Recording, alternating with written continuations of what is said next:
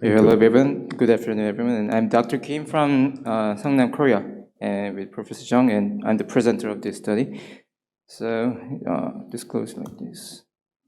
And we allocate 21 SD rats to control group, and the other group is spinal cord injury to sham stimulation group as sham, and SCI plus SNM group as neuromodulator treatment. And in the sham and neuromodulator group, NM group, and incomplete SCI was created by producing moderate contusion with an impactor at T9 and T10 level of the spine. And then the bilateral electrode was implanted in the S2 or S3 foramen in SHM and neuromodulator group. On the SNM group underwent electrical stimulation for 28 days, beginning on day 7 after incomplete SCI. And after finishing the neuromodulation, we checked the systematic variables like this and compared between each group. And we watched the interval between voiding contractions and maximum voiding contraction pressure and number of non-voiding contractions at maximum pressures.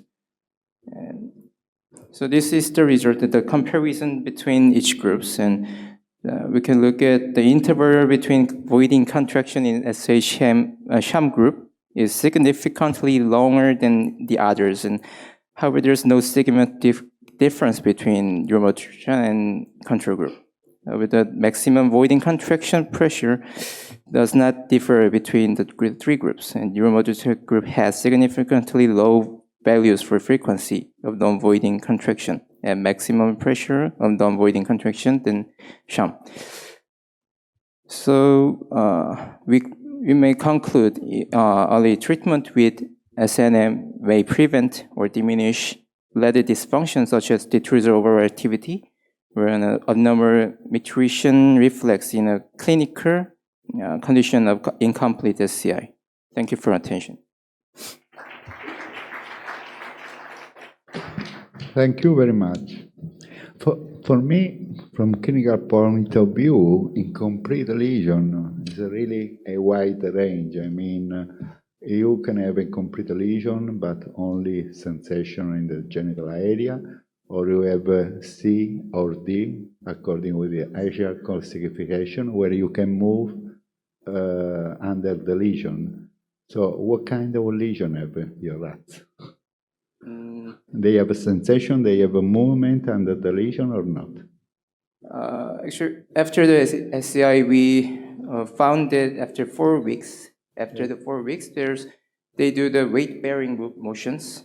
And another question is usually in the sacral neuromodulation, you are used to implant to S3 and maybe colon proctology some S4. Why you implant S2?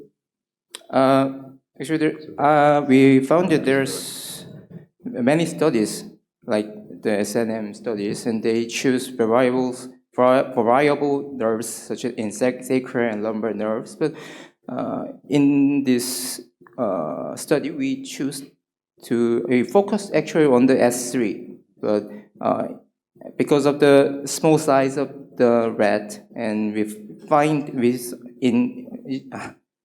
there's 21 cases in this, but just 1 or 2 cases found that there is some difficult to find the S3 and S4. We have one more question, please. Yes, 2 points. So there are ways of scaling to address the chair's question.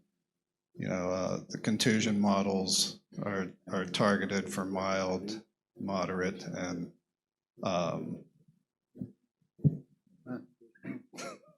I'm old.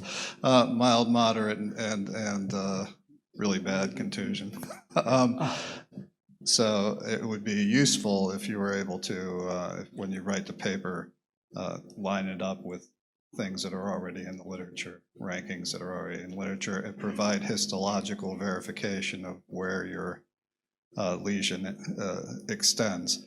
And the other point is in the rat, bladder control is L6 through S2. So by putting your electrodes in S3 foramen, you're actually stimulating somatic afferents preferentially. So that's a point that should be made.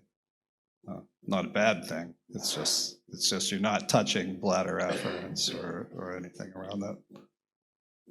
Okay, thank you. No other questions? Well, thank you so much. Thank you.